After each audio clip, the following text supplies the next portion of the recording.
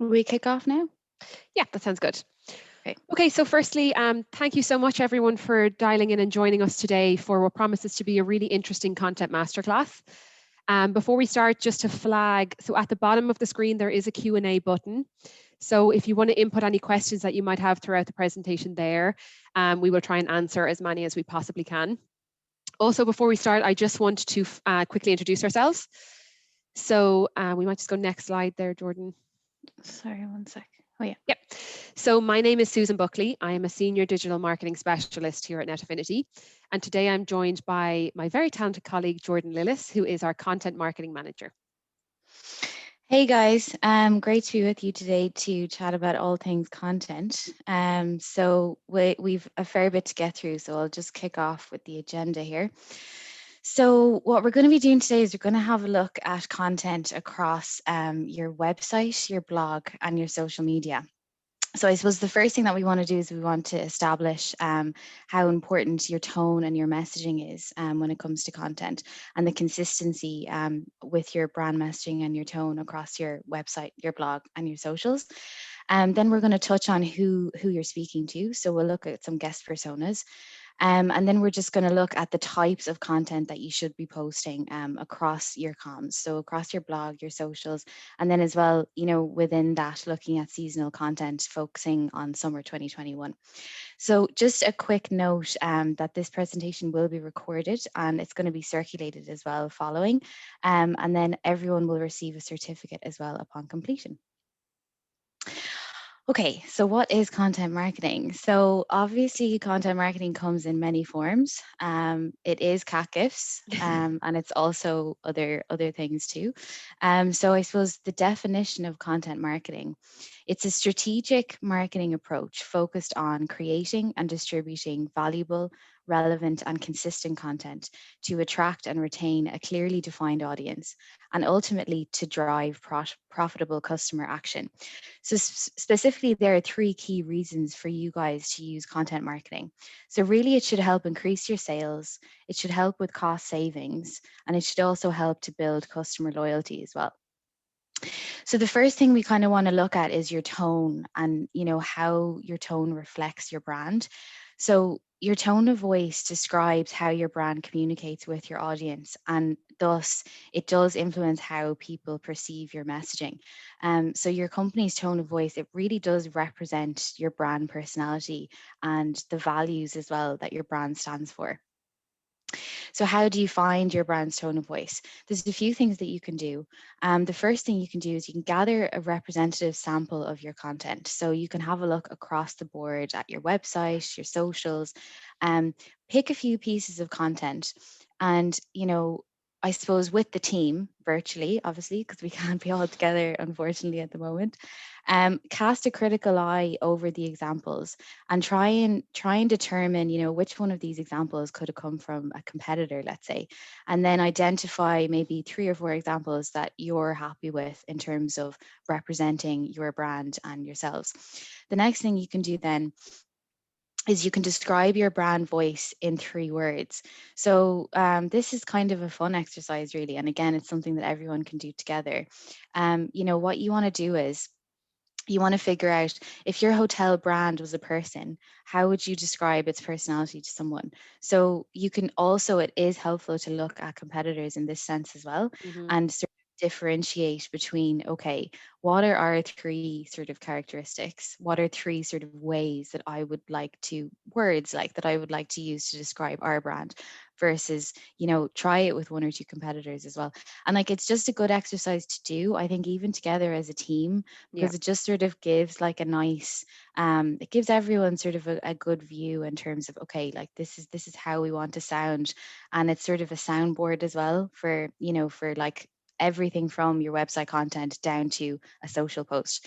So I suppose a couple of things to just keep in mind when you're sort of looking at this is, no matter what kind of tone you go for or what kind of characteristics you have, you do want to be, you want a sort of level of warmth, and you want to be able to kind of level with customers. Like customers, we're all customers, we're also all people.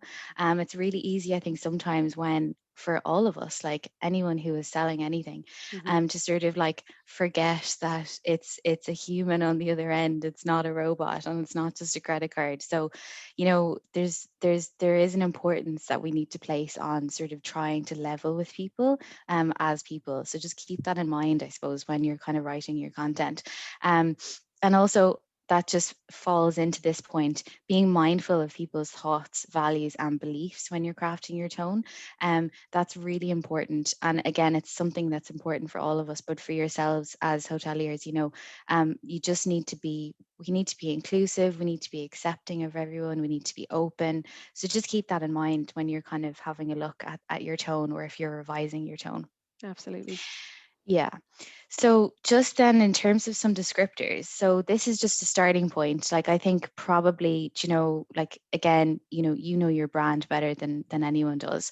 But it could be something that you want to sit down again, like with your team, and sort of discuss. Maybe have a look around, do some research, figure out what those sort of characteristics are for yourselves. But just in terms of a starting point, have a look at these.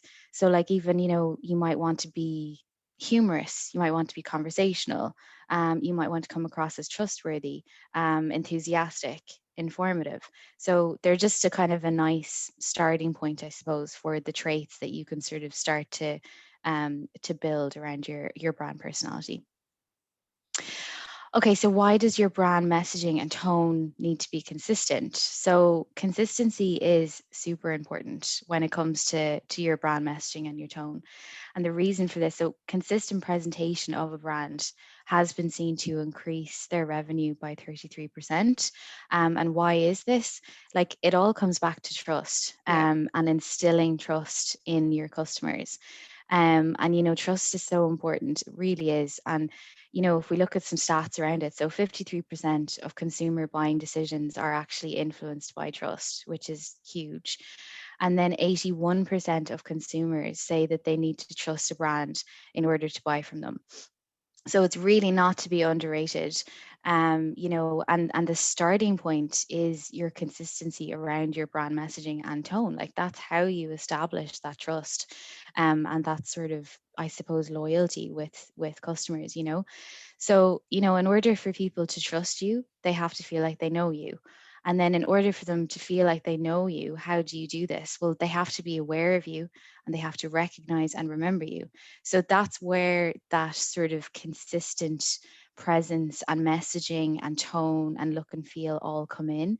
And it all sort of like weaves in together to instill a sort of a trust in your customers. So it's important. So what does this mean practically? Practically, it means the same tone and messaging across all of your platforms, including your website, your socials, your easing strategy. And then I suppose, to get even more kind of granular, like in terms of an example, if you have a landing page for a specific offer, you want there to be a message match with the social post that you're promoting this offer through. So whether it is, like in terms of the visuals, the way they Hmm. look, the coloring, the copy, the actual offer itself, the language, like, all of that has to link in, because if it doesn't link in, then that means that they don't match up. And if they don't match up, that's where you lose people, because then people get confused, or they sort of, they lose interest, or they're not sort of like, they're not going to be going through your comms with a fine tooth comb, like, because they obviously, we look at a million things all day every day. Yeah. So just keep that in mind, that it is important, I suppose, to hold your customers attention, as well as instilling that trust as well. So just, we have a few examples of just, some brands that we think, like, do consistency really well in terms of their messaging and their tone. So one is the Armada in Clare, the Armada Hotel. So just on, on the left there, we just have like a screenshot from their website. So, they often, they place importance on, great food and sort of great service. And, I think when it comes to the area as well, they're a really nice one that sort of looks beyond, they're not just looking at the hotel, they're looking at West Clare. as an area. They sort of Mhm. push that a lot. You can see it across their socials. They're posting lovely pictures of the beach and the sea, and they also have, we'll see it later on, but they do have landing pages, dedicated to different things you can do in Clare and that kind of thing. Then if you just even look at their photography as well, the look and feel, the coloring matches up, the copy matches, it all just sort of aligns together. What do you think, Susan? Yeah, no, absolutely agree. And you can see just from the examples Jordan has on the slide here, like you almost get the vibe that they are proud, to be from West Clare. And they're not, it's not just about this piece where they are actually writing about West Clare. You can see from the different things that they're posting, and it is a diverse range of content, that it gives a local feel, and it gives, the feel that they're Mm, proud of where they are. And as Jordan said, you can see just from the visual images, the color palettes and the lighting and all of that is consistent across everything that they're doing, be it website, social media, whatever it is. And similarly, the tone that they're writing in, and how they're conveying their message to their customers is the same as well. So it's a great example of consistency. yeah, absolutely. And then another one is the Martello in Bray. And why I really like this is, I like, again, going back to what Susan was saying about that local feel. They talk about being minutes from the Dart station, um, in terms of their photography across their website and the socials. Everything looks consistent. Like I can tell straight away, obviously from sort of like their coloring and even the style of photography, like all that kind of stuff, the messaging, again, everything links back together, and it's really sort of nicely complementing each other, I suppose, as pieces of content, Yeah, you and I know think two things to note here is, firstly, the whole idea of, the soft sell. So while this is an organic piece of content that they're posting, on their website or on their social media, you can see that they're kind of subliminally talking about, the fact that they have 25 ensuite hotel bedrooms, that they're close to the Dart station, which is obviously beneficial information for the customer to know. And while it's kind of given in an informal setting, it is still, soft selling the hotel to the customers. And then also just to note, like if you look at the Martello compared to, say, the Armada, they're like, say if both of these hotels had done that exercise, in developing three words to talk about their brand, you can see that they're different, but they're Mm, sticking to what they've decided on is their tone and their brand message, and they're following through with that across not only their website but also their social media. yeah, yeah, absolutely. Okay, so then on to who you're speaking to. So, with your guests. So you guys know your guests better than anyone. But I think what's really useful about the guest persona, creating a guest persona or personas, is it just sort of solidifies the information. So it's sort of, you're getting everything together, and you're sort of, I suppose, solidifying the information for everyone. You're formalizing it, and by doing that, it means that you're going to be able to, I suppose, tailor your content and your messaging, your products and your services to meet the needs and the behaviors and the concerns of each of your guest personas. So what are they? They're semi-fictional representations of your ideal customers, and they're based on data and research. So you can get, there's a wealth of information you can get together to sort of define these personas. And like I said, you know your guests better than anyone. You know already who they are. So it's like getting all of that information together. Have a look at your website analytics. You can survey customers. You can look at your historical data, and then you can also get anecdotal knowledge together as well, and sort of compile it all. And then what you want to do is you want to create these guest personas. So I think they should cover a few things, just to make things easy for yourselves. So what they should cover about each guest. So, their location, their age, their family members, their gender, their salary, their interests, their primary goal for visiting you. Like, what do they want out of the experience of your hotel? Their values, their past experiences with hotels, and also a really important one, their problems and frustrations Hmm. when it comes to booking holidays and hotels. That's a really important one, because obviously then, when you have all of this information together, it just means that you can serve their needs much much better. And it's just, I think, it, again, like I said, it's a way of formalizing what you already know. um yeah, what do you think, Susan? No, That's exactly what you said. Like if you have your guest personas, um, down on paper and in front of you, like taking this Sarah girl, for example, like if you can preempt, what she's expecting and what she needs out of a stay in your hotel, then obviously you can try and cater to that as best as possible. Similarly, if Mm, you know what will frustrate her and annoy her, you can try and avoid doing that as much as possible. And then yeah, also, like, you can take this guest persona and you can carry it through then, into the images you use on your website or on your social media, and similarly yeah, into the images you use in your campaigns and your rate plans. yeah. Because then people are seeing, essentially themselves represented in what you're posting online, and that obviously is appealing to them to want to come and stay in your hotel.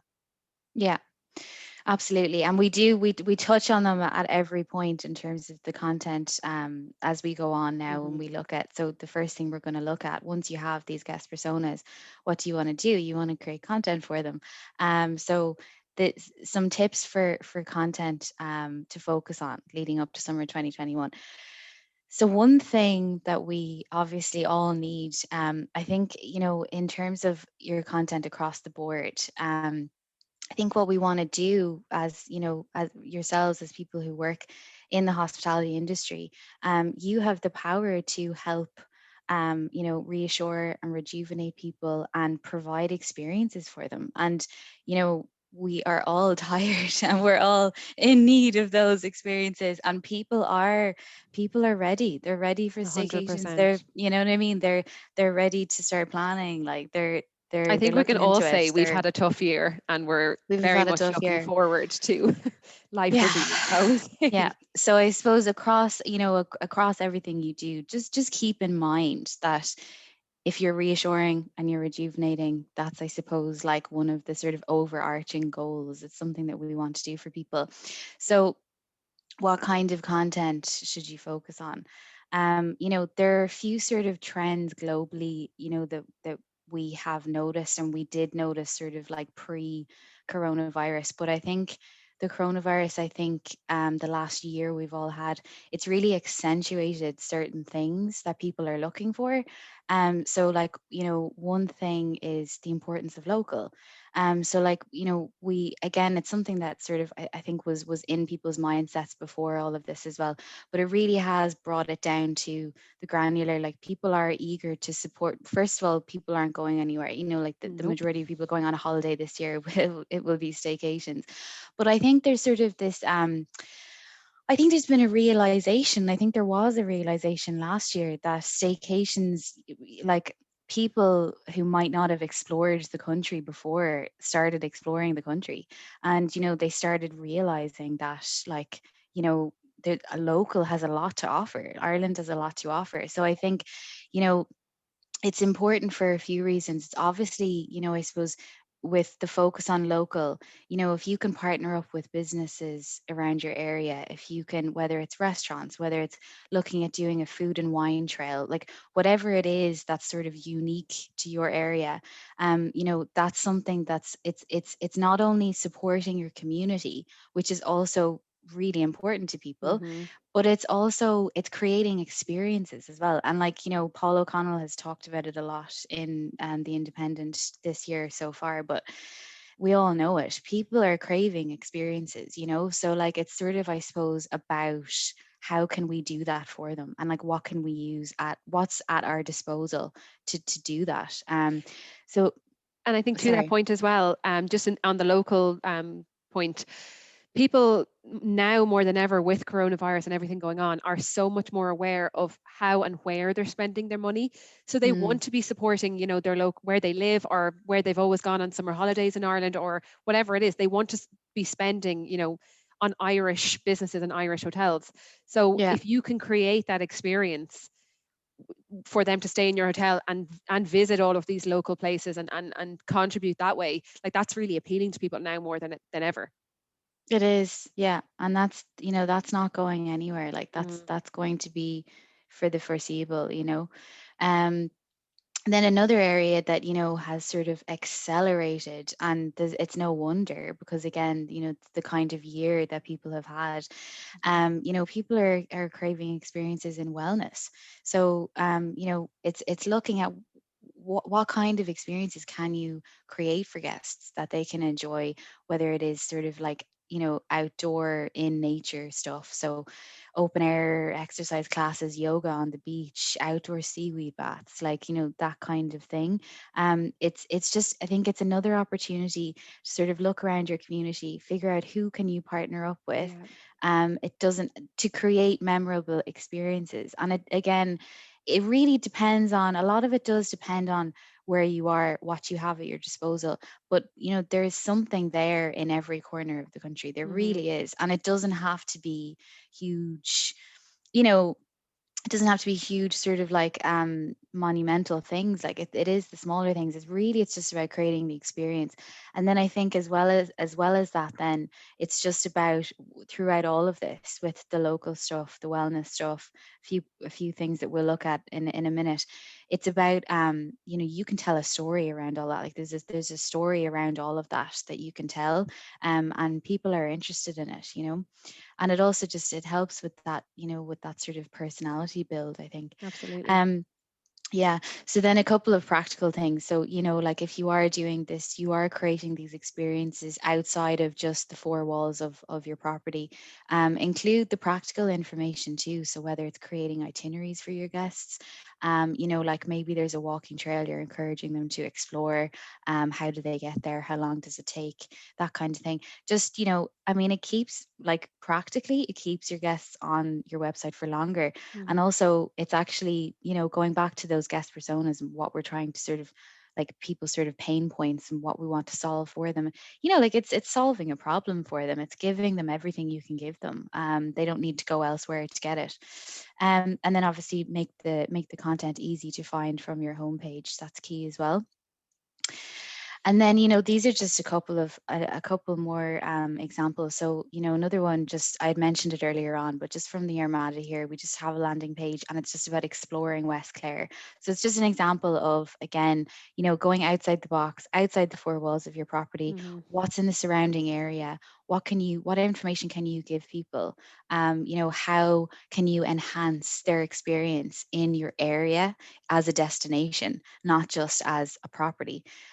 So they have the likes of, they've their top picks list, activities in Clare, great days out. So it's definitely something to consider. You're giving the guest so much rich content there. And then just in terms of look and feel and activity wise, again, lovely shot from Hotel Westport there. Just, outdoor activity is key. Seaweed baths are key. Just, yeah, just keep that sort of wellness and that sort of outdoor activity theme in mind. Yeah, it's all about being creative. And if you Yeah. don't like, if there's no obvious things, that jump out to you in your local area, like create something or team up with a local business and do something together. It's all just about thinking outside the box this summer and giving people as much options as possible.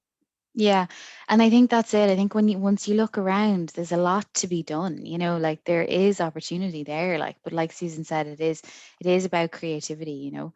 Um, yeah, and then just another few things. So obviously, make sure you have all your relevant FAQs up. So going back to our guest personas, just make sure that you do have relevant FAQs on site for all of your guests. So depending on whether they're there to use your spa or whatever it is, like just make sure that you're answering different kinds of questions. And it's easier for you as well as them, to have that ease of just everything being answered already on the site. So get the team together and sort of maybe make a list of the kind of most asked questions, and then maybe make a list of sort of what you can see coming down the line as well, maybe based on new packages or new experiences that you are looking to create or whatever. And then, 75% of people expect brands to take a stance on the social issues that matter most to them. you know, this is another thing that sort of, was slowly sort of creeping up before Hmm. coronavirus as well. But it's something that's really, like, top of mind, I think, and it kind of links in with all of that, links into the importance of local and the importance of community and all of those things. And I think, sustainability and where we are in the world, like Hmm. climate change, everything, everything impacts that, and it impacts how we think about things, and how we, I suppose, how we spend our money.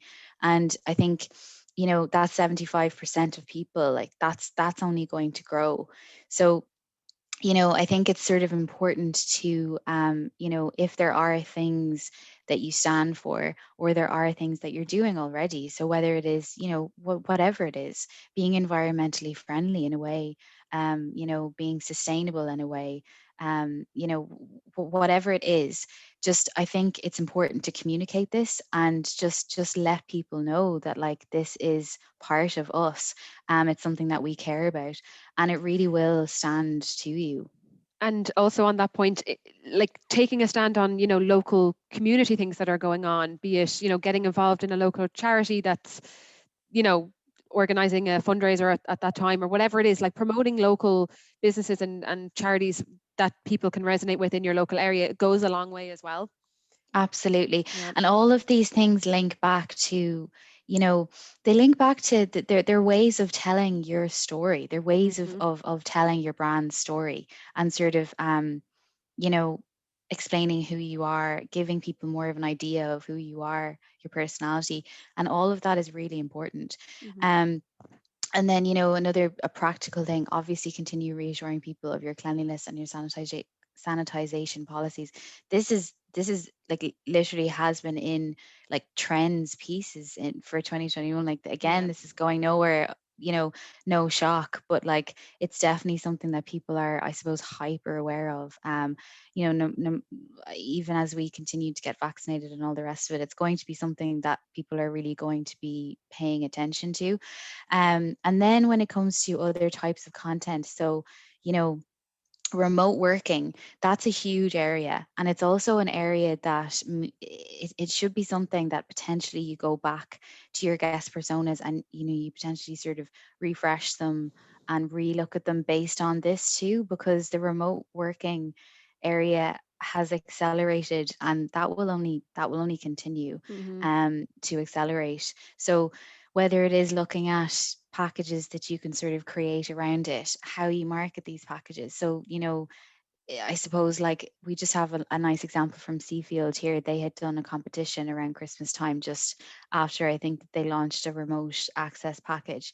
That was a really nice way to sort of promote the fact that they were now catering for remote workers. And then also obviously, competitions are great for a little boost in organic reach and all the rest of it. So have a think about what you can do around that, and do just keep it in mind that like for summer and beyond, Hmm. remote working is going to be a huge area, and it's something that you can try and capitalize on. And then, yeah, we just have a little example there from Hotel Doolin as well. So that's just from their website, and it is just a little excerpt on their green work and their sort of policies around reducing water, energy, and waste. And then it has like Hmm. a little bit of detail about the charities, the amount that they give to charities too. So it is just it's definitely a nice one to sort of to focus on. And then And also when then it comes to weddings as well. So there's kind of two legs to this. The first one being like it's all about being, being inclusive. If you're just promoting weddings as, a man and woman Roman Catholic wedding, you're cutting yourself off from a much wider market. So follow through in that inclusivity in your imagery, in your content on your website, and indeed social media, to include weddings of all different religions, sexual orientation, whatever it might be, the size of the wedding, big or small, and the options you have to cater for that. Like tell people about that. And then also whether it's, couples that have already booked to have a wedding in your hotel, or people that are looking to book a wedding in your hotel, be as open and honest, especially obviously in these COVID times, as possible with them, in the sense of what actually can you offer, what's your flexibility, what are the different packages you have, what are the different size weddings you have, and not only do you have that content on your website, but post that organically on your social media as well, and be human about it as well, because obviously it is a really stressful time for brides and grooms, so being as transparent as possible will go a long way in building that brand. yeah, absolutely. So creating a blog, which is, I know, something that can seem kind of intimidating. Um, you know, with the blog, the first thing you need to ask yourself is, do you need one? So, blogs are one of the most effective ways to actually build brand awareness. And nearly 80% of companies that use blogging as a part of their marketing strategy acquire customers through their blogging efforts. So it is more effective than SEO and social media and increasing your website traffic. It can help to develop and strengthen relationships with your customers. And the reason it can do that, and it helps establish your personality too. The reason it establishes and strengthens these relationships is through trust, really. It goes back to trust again.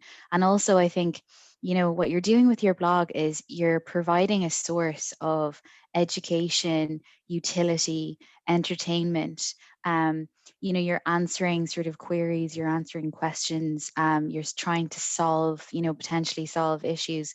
And they can be really, really effective when done correctly. But Susan, what?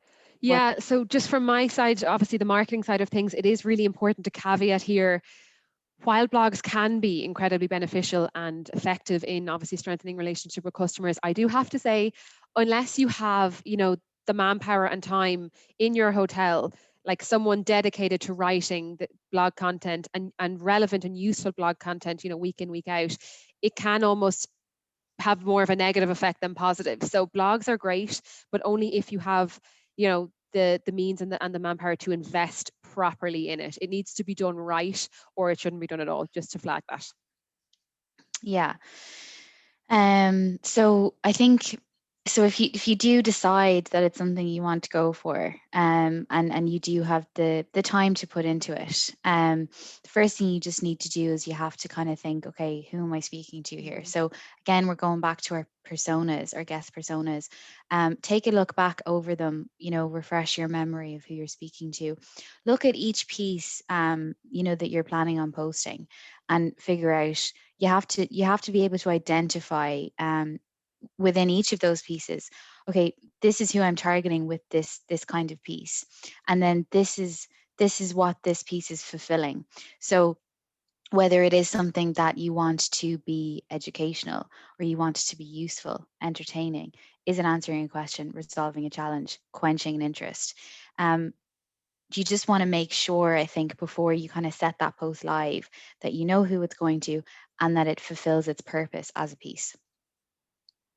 So how to start? Again, like, I know that it can seem, they can seem sort of intimidating or something, writing blogs, and it doesn't have to be. It really doesn't. I think if you even just started it off in terms of going, okay, like, these kinds of titles they can just get the juices flowing. So if you want to just have a quick look through, so if it was, even like a how-to post, a listicle, thought leadership post, so that could sort of link back to your kind of, your environmental policies or whatever it is. A fun post, what post, why, FAQ post. So these are just sort of like thought starters, I suppose, in terms of titles. And yeah, they definitely do help. I think they help to sort of like get the ideas flowing. So a few sort of pointers, like, you want to keep it snappy. I think some people have an idea that, a blog, you kind of have to, it's this sort of essay. It really isn't. Like, these don't have to be incredibly lengthy pieces. I think, when it comes to the content, the blog content that you guys want to write, you have to sort of consider that, quantity really is sort of, or sorry, quality is what you want over quantity. So even if it's 500 words long, even if it's 2 to 3 paragraphs, like, I think keeping it snappy, keeping it succinct, and also just making sure, the key thing you want to do is make sure that the blog fulfills its purpose, like we spoke about Mhm. before. So it don't feel under pressure to have this sort of lengthy piece, because again, we have to consider, people are busy. People are also, we see thousands of pieces of content online every single day. And that's why, as well as keeping it snappy, you want to try and have a title that will reel people into. So, again, I think with your visual and your title, if it interests someone, you do need that sort of like initial sort of look and feel to kind of reel people in. Otherwise, they won't click. So another few things then, obviously editing is really important.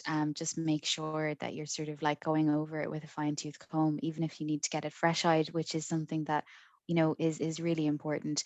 It sounds like a small thing, but it really is important. Spelling, grammar, paragraphs, all that kind of thing. Just make sure that you are editing your pieces before you set them live. Include the right kind of images. So you probably have a lot of photography at your disposal already. It's really nice to sort of, mix and match things. Have a look around stock sites as well. I really like a stock site called Unsplash.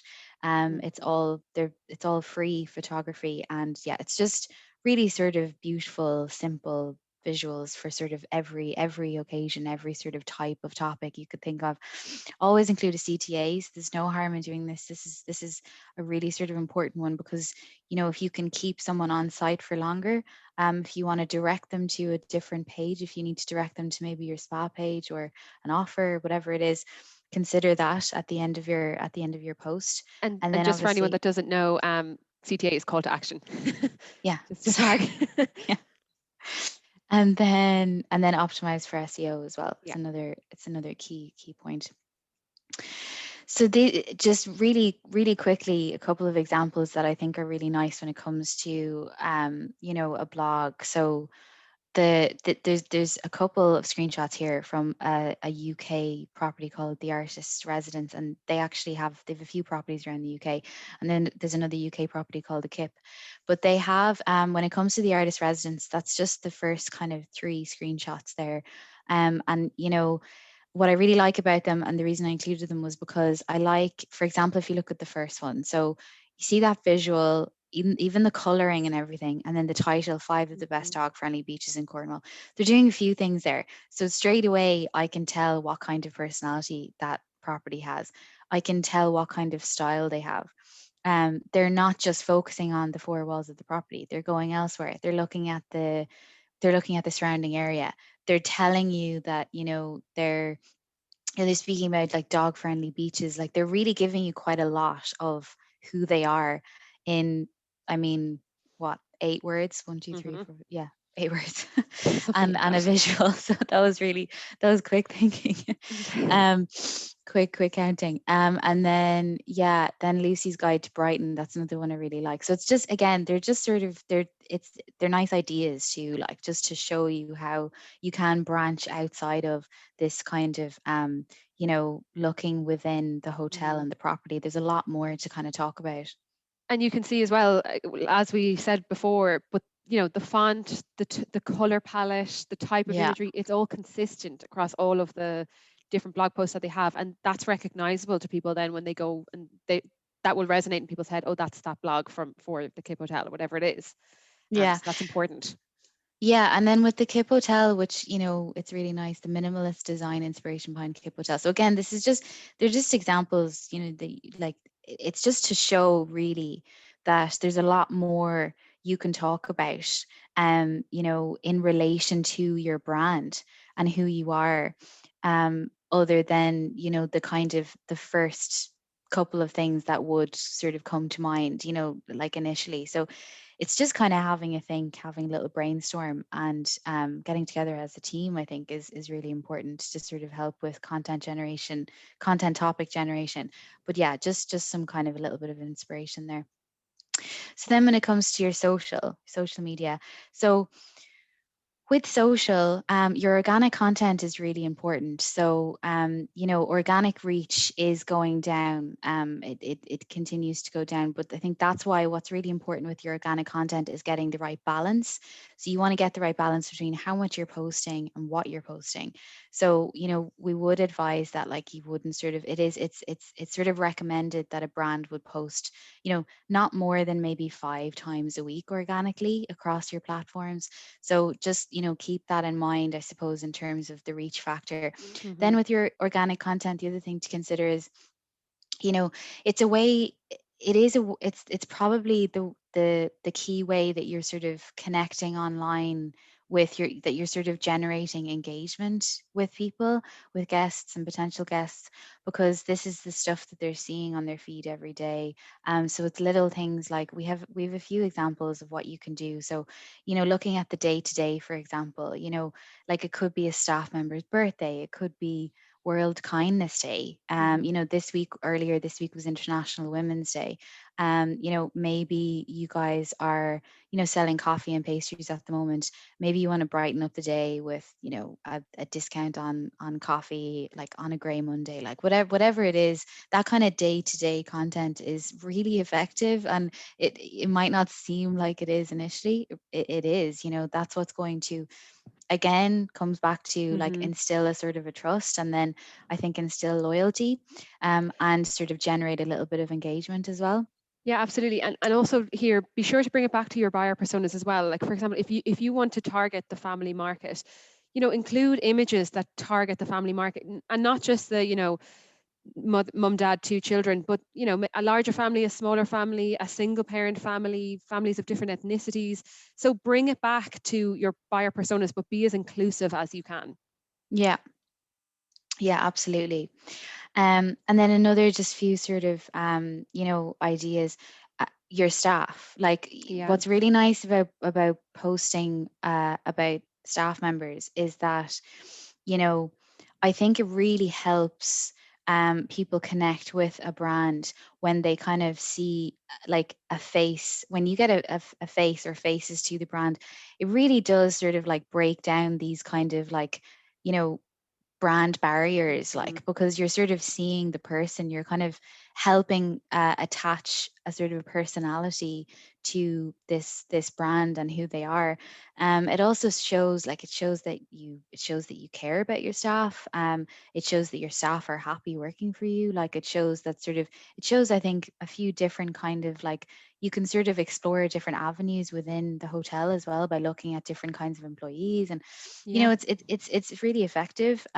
So consider that absolutely as a sort of a way to kind of humanize the hotel, I think.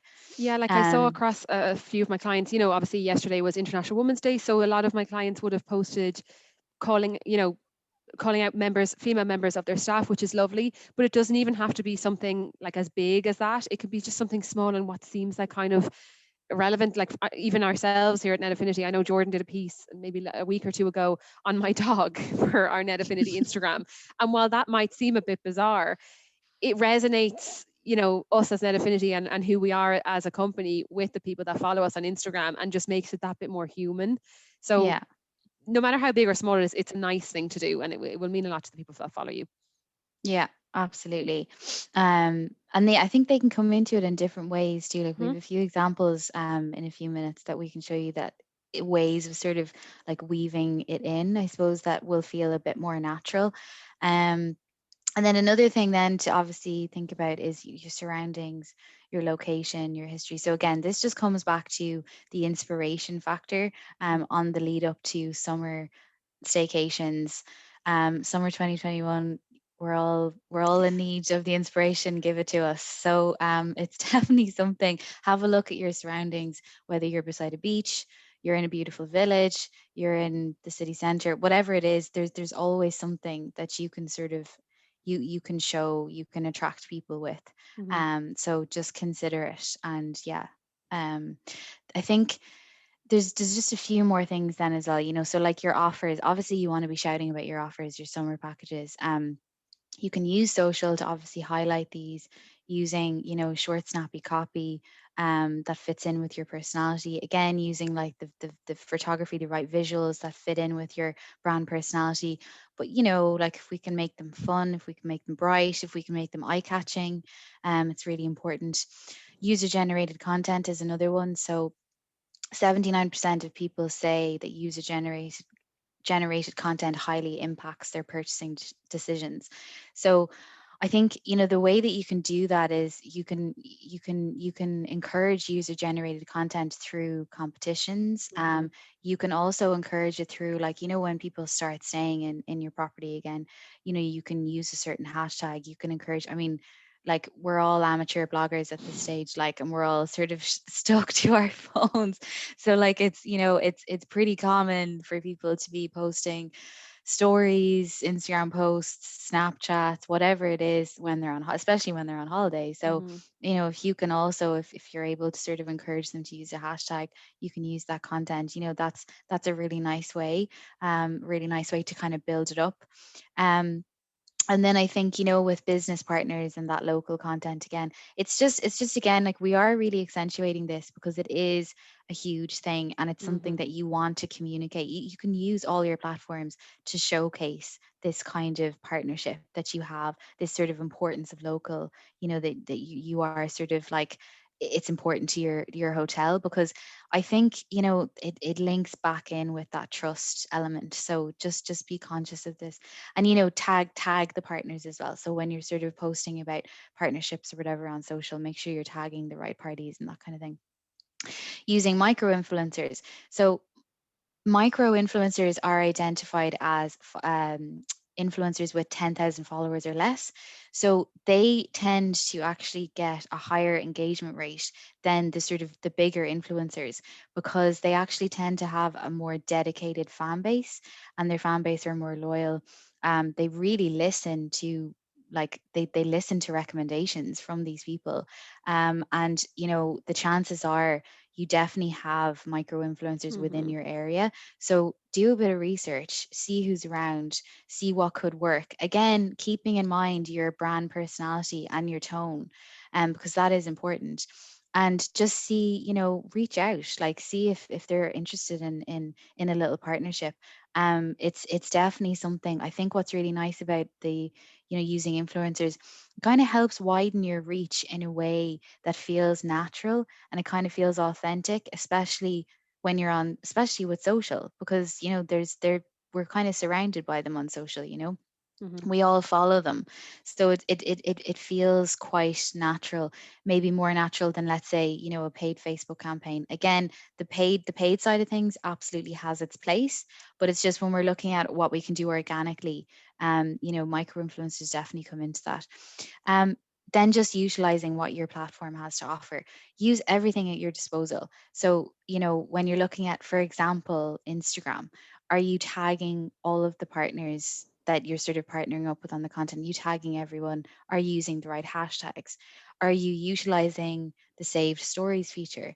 Are you using your bio space to share relevant links? Um, and are you using video?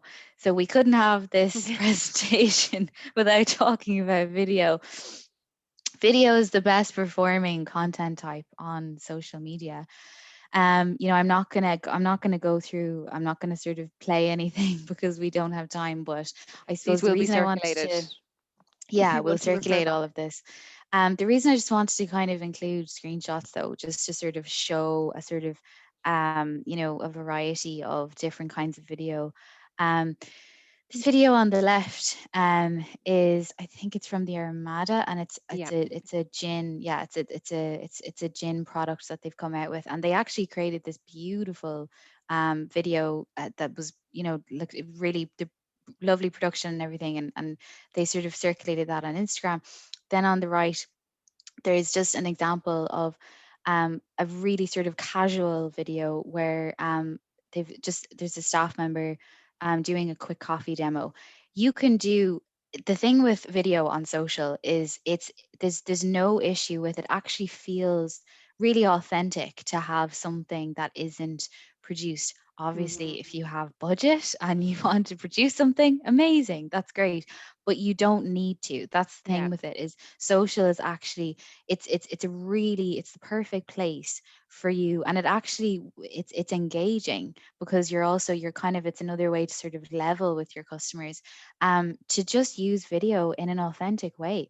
So, like that sort of screenshot on the right, whether it is doing, simple, really simple demos, whether it's like a boomerang, whether it's something where maybe you're launching something, you're launching a new product, or you're launching a new room feature, whatever it is. If there's It doesn't have to be very complicated, and it doesn't have to be overproduced. So just keep that in mind, because it is the best performing type of content, on social. And don't forget Please don't forget. mobile. Please don't forget Yeah. mobile. Um, I always get really sort of like, that image makes me feel like I'm falling into it, that gif. Um, with mobile, we have seen an exponential growth. And you probably, if you follow our blog or you receive our e-zines, you've You probably will have seen us heard. talk about it for a long time. But there's steadily we've noted the rise in mobile traffic and revenue. Over the last few years, it's steadily been Mm-hmm. increasing. But just to give you some context, in the last, in Q3 of last year, we saw mobile traffic share come in at a record-breaking 75%. So just keep in mind that your customers are viewing your content on mobile. They're viewing your website content, your social content. Mm-hmm. They're viewing it all on mobile. So just keep that in mind when you're creating your content. And like just so for social media as well, it's even higher than 75%. Like even if you think of yourself, when's the last time you looked at Instagram or Facebook on your desktop really compared to your phone? It's Yeah, all on mobile. So it's just so important to tailor your website content and also everything you're putting out to mobile first. yeah, absolutely. So we just again, you'll have a better look at these when we send the Hmm. presentation around. But I just wanted to include a couple of examples, really, really nice, kind of visually pleasing examples of different things you can do with the different types of content that you have or that you're posting about. So there's a couple here from the Hoxton in London. And there's one there at the very top, and it's actually a wedding package post, but it's just a really nice sort of way of showing how you can play around with your visuals, how you can really encapsulate your brand in one visual, one social post. You can really sort of tell, you can say a lot with these sort of seemingly small Mm, pieces of content. And then another one I just want to highlight is just back on that sort of highlighting staff members and that kind of thing. Citizen M in London as well. So they obviously, well, they're global, but so what they do is they highlight different members of staff and they call them ambassadors. So again, you don't need to sort of formalize it in this way, but it's just a nice example of what you yeah. can do, and that you can sort of play around with things, and you can make it actually might be easier for you in a way even to sort of formalize it in a sense, because then you can sort of add it as sort of like a regular part of your content, your social content that you're posting. There's just a few more examples here that I won't sort of go through in detail, but again, it's just the importance of that sort of matching in terms of, we can really get so much from a brand, who they are, from a social post, from the photography they're posting, from the messaging, the copy, and you can have fun with it as well. You can play around with it. So building a content calendar. Okay, so this is sort of the final thing that we'll go through, and I'll fly through this because I know we're almost out of time. So with the content calendar, what you want to do is you just want to make it really easy for yourself. You just want to simplify it. So it doesn't have to be complicated. The first thing I do is I split out the You want to look at your content types, your content buckets, split them out. Color code them for ease if you can. It is easy because it means you can sort of, when you have your calendar together, you can sort of see in a snapshot what's coming up that week or that month, and you can make sure you're not posting too much of Exactly. something. Yeah. So, for example, you might be sort of looking at content types like packages, local attraction content, staff content, fun posts, that kind of thing. Deciding on the timing and frequency. So, I already touched on this. It is recommended that a brand should post around 5 times a week on social. You don't need to do any more than this. You really don't, because you might start to see your organic reach drop after that. So, just keep that in mind. So, with your content calendar posts, what you want to outline is, and this is just to make it easier for you and your team and Hmm. everyone involved, you want to outline the specific content type, so that the content bucket, if you're color coding it, what color, the timing or the post, the timing or scheduling of the post, the copy and the image, the corresponding image or the video or the corresponding link, who's responsible for the post, whether the content is in progress or is published, and then just have a notes section where you just can throw in anything additional. So whether it is, company tags, partner tags, hashtags, discount codes, that kind of thing. And it Yeah. just means again that like the whole team has everything they need. So this is just an example of what a content calendar can look like. So you can use literally anything. You can use an Excel sheet if you want to. Google Docs is really good as well. It's really whatever is easiest for you, whatever you have at your disposal. Like in no way do you need to sort of pay for a tool or anything. But just this is just an example from Trello, Mhm. and it's just a nice one, just because it's a nice kind of look at everything they have coming down the line. So you'll see there, they have their kind of title there, they have their color coding all of the content, they're assigning a staff member to each piece, they're giving us the date, they're giving us the title, and then they're giving us whether it's in the pipeline, whether it's in progress, whether it's editing, whatever it is. So like anyone looking at that content calendar can see everything they need to see. And then just always remember the importance of grammar. That's like the final If point you that take I will nothing end else upon. from this, just If spell you check. take nothing else, Yeah, spell check it's essential. it So is. yeah, so that's really it. Thanks a million for your time, and we can answer some questions now if anyone has any questions. So let me just have a little look here. I kind of feel like a game show host or something like that, managing my question and answers. Okay, so well, we'll just do one or two because I know we're tight for time. Mm. So can I create a blog through Net Affinity CMS? So I'll answer this one quickly. So the short answer is yes. If you don't already have the blog module as part of your CMS, you can get it. I would say to reach out to your account manager if you are interested in creating a blog, and they will be happy to take you to answer any questions, specific questions that you might have. As I said before, it is caveated with blogs are only beneficial if you have the time and resources to put into it and to do it properly. So just to caveat that as well. Another question there. So the use of TikTok and now Clubhouse, what's best for hotels? So obviously, I'm not actually aware of what what Clubhouse is. I don't know, Jordan, if you know what Clubhouse is. I actually, a friend of mine invited me to it the other Okay. day, and I actually haven't had time to look into it myself. Um, that's a really good question, though. I think, I mean, first of all, I think it goes back again to the type of brand, that your Hmm. your brand personality and your values, what you want, like what I think the platforms that you want to be present on goes back, it ties back into the personality of the brand, really, doesn't it? I think and who your guests are and where Yeah. your guests are. I don't know if Susan, you might disagree with me, but I don't know if I'd be too concerned with sort of like hopping on all of the newer kind of social platforms too quickly, because I think that sometimes we can sort of get caught up in sort of the next new thing without sort of considering, okay, where are my audience? Do you know what I mean? So where are the guests that I'm actually sort of talking to? I think Yeah. even it could be another way into it, if it was the case where I think you need to research into each platform, and you need to go, if you have a look at sort of the data around who's actually on the platform, who uses it, the demographics around that. And if it does suit, I think another way in could be micro influencers as well. What do you think, Hmm. Susan? Yeah, no, absolutely agree. Like as you said, it comes back to who you want to be known as a brand. What's your brand? Mm, What's your tone? What's your brand message? Who are you as a business? Like yeah. TikTok, I know predominantly has a very young audience and a young baseline there.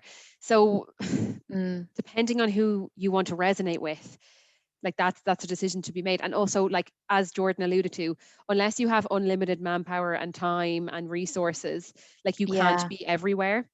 So Mm, it's taking, the platforms that you think you can resonate with most of your base audience and mm, working and doing as best as you can on those platforms. Because just as a marketing specialist, I would rather put out, proper streamlined and useful relevant content than just being everywhere.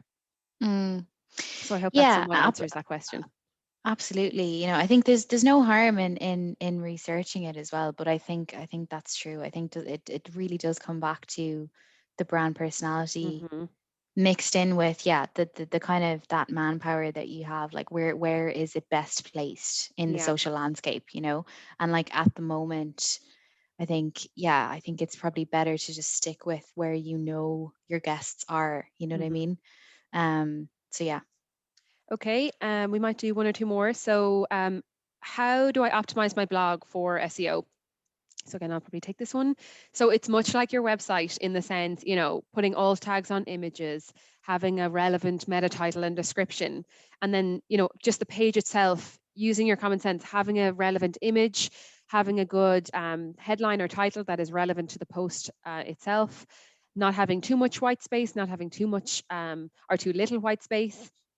And then you know, depending on what the blog post is about, linking it back to your main website and a relevant page there. And similarly, trying and it's going back to that piece of, linking up with local businesses. If you're writing about, wellness and things to do in your local area, and let's just use the example of seaweed baths. Get the company that are running those seaweed baths to link to your blog post. All of those type of things are really, really beneficial for SEO. But as always, if you do actually have a blog with ourselves or in general, please do reach out to your marketing specialist, and they'll be happy to go into a bit more detail specifically relevant to your blog. Another question on blogs that just came in there: what do you recommend in terms of blog posting frequency? So that's subject to the manpower available or woman power available. I appreciate that. um, so again, Jordan, what do you think? Like for me, you're looking at, as I say, I'd rather you post relevant, useful content than churning out content every day. But when it comes to a blog, like you do need to have that frequency. Yeah, I think again, like, yeah, I think one thing it comes back to is the first thing you need to sort of figure out is, yeah, what's your sort of, what capabilities within the team do you have in terms of timing, who can do what? Like, you need to make sure, I think, if you do decide to do it, that there's sort of a schedule there that you're sticking to, and there's sort of, again, there's a consistency in terms of like how often you are posting. Mhm.